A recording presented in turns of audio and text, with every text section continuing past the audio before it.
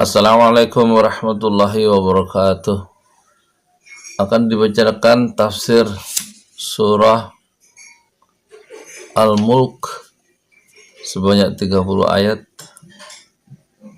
menurut tafsir Al-Munir karya Profesor Dr. Wahbah Az-Zuhaili.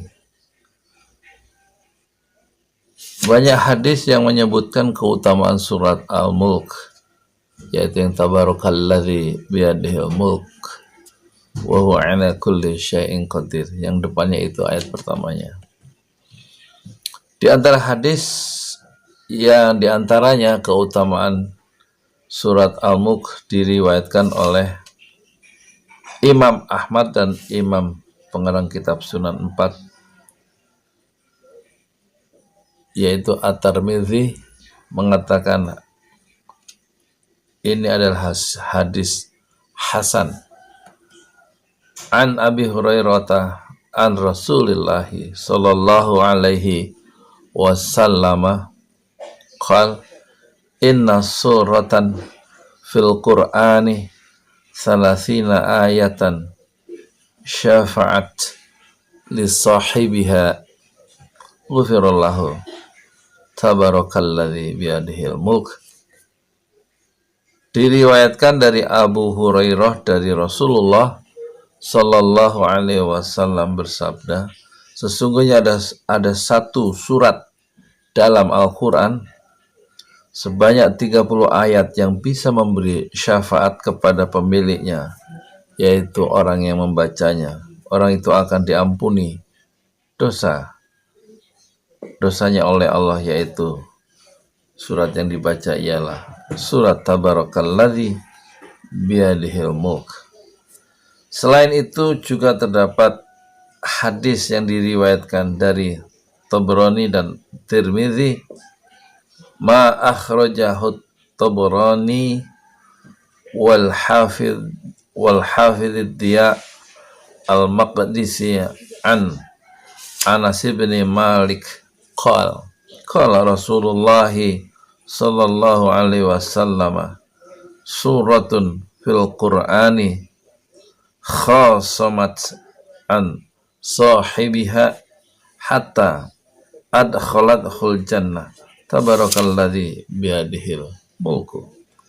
Hadis yang diriwayatkan oleh Tabrani, At-Tabrani dan Al-Hafidh Al-Diya Al-Maqdisi dari Anas bin Malik, dia berkata, Rasulullah sallallahu alaihi wasallam bersabda, ada satu surat di dalam Al-Quran yang berdebat membela pemiliknya, yaitu pembacanya, sampai surat itu memasukkan orang itu ke dalam surga atau jannah. Surat itu adalah Tabarakalladzi biyadihil mulku, yaitu surat Al-Mulk.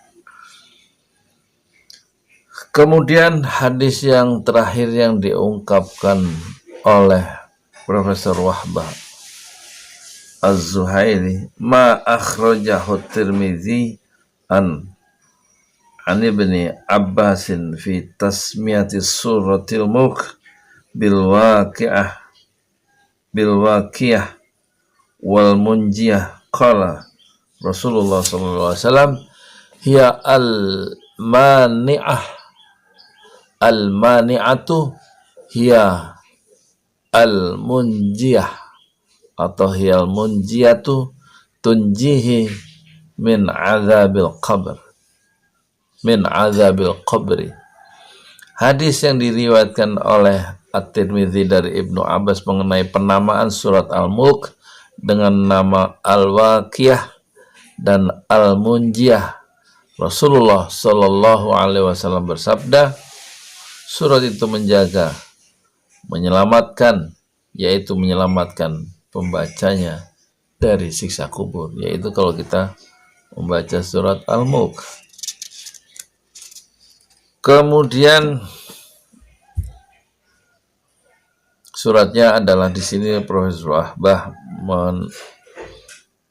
menjelaskan 5 surat dulu. A'udzubillahi minasyaitonirrajim. Bismillahirrahmanirrahim.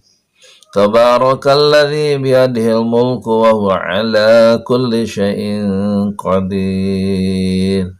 Alladzi khalaqal mauta wal hayata liyabluwakum ayyukum ahsanu amala wa huwal azizul ghafur.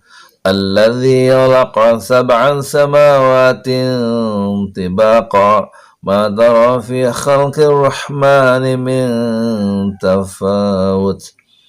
Farji'il basara hal tara min futur. Thumma raj'il basara karrataini yanqalib ilaikal basaru khasi'an wa huwa hasir.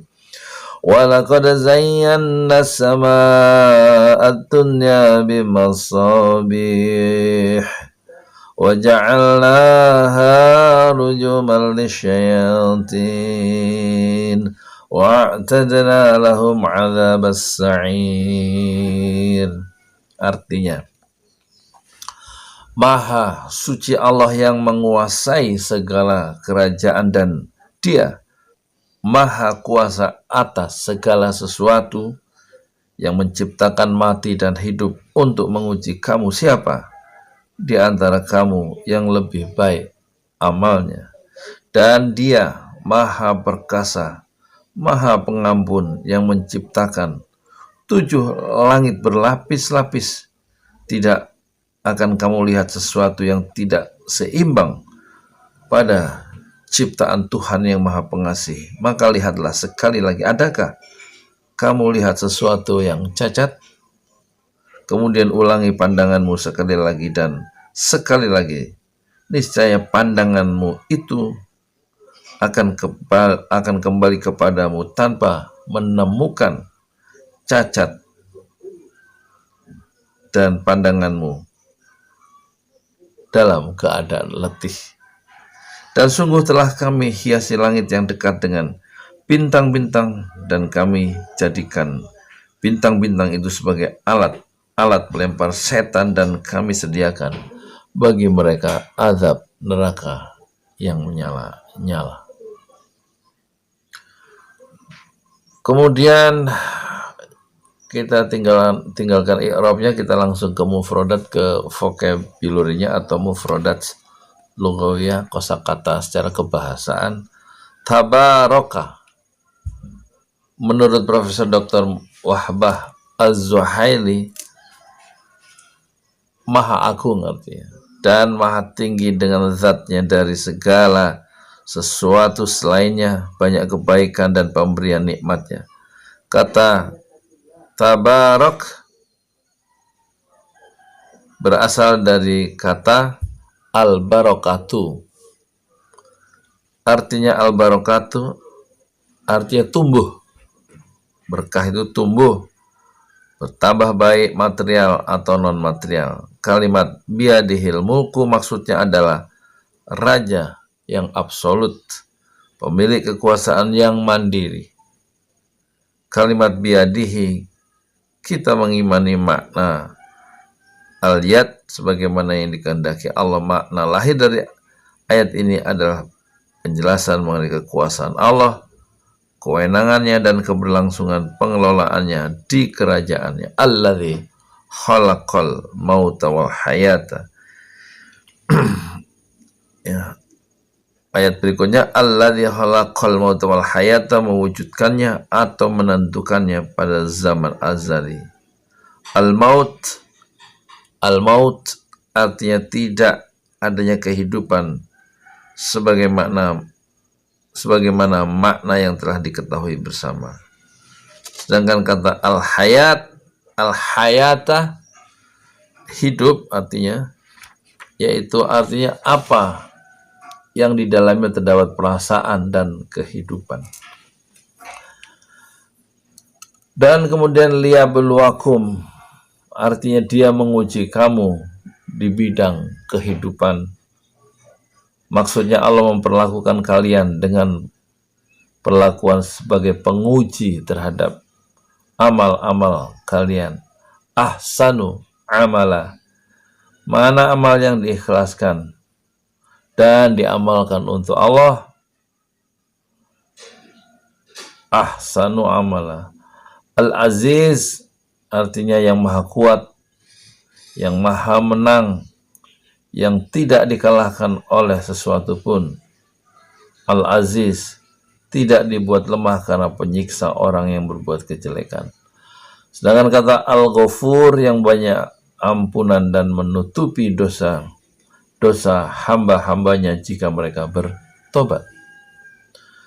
Tibaqan artinya berlapis-lapis, di mana lapisan itu seperti bagian dari langit, seperti kubah yang ada di atas kubah yang lain. Tafawut, kesenjangan, tafawut, dan kontradiksi, tidak ada keserasian, itulah arti tafawut. Farji'il basara, pandanglah lagi ke langit. Futur artinya retak dan bercelah-celah, tidak rapat. Kata futur adalah jamak dari kata fatrun. Karrota ini artinya berulang-ulang atau berulang kali. Yang dimaksud adalah pengulangan, terjadi sering kali. Yanqalib artinya kembali.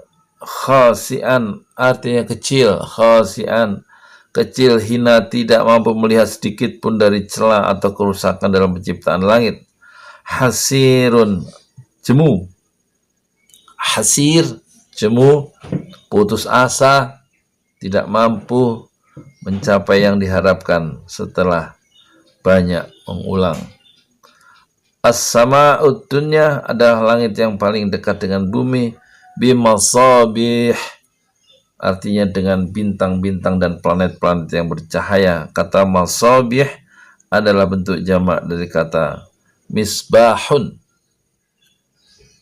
Sedangkan kata rujuman yang melempar atau barang yang dilemparkan dengan reruntuhan bintang bersinar terang kepada setan-setan.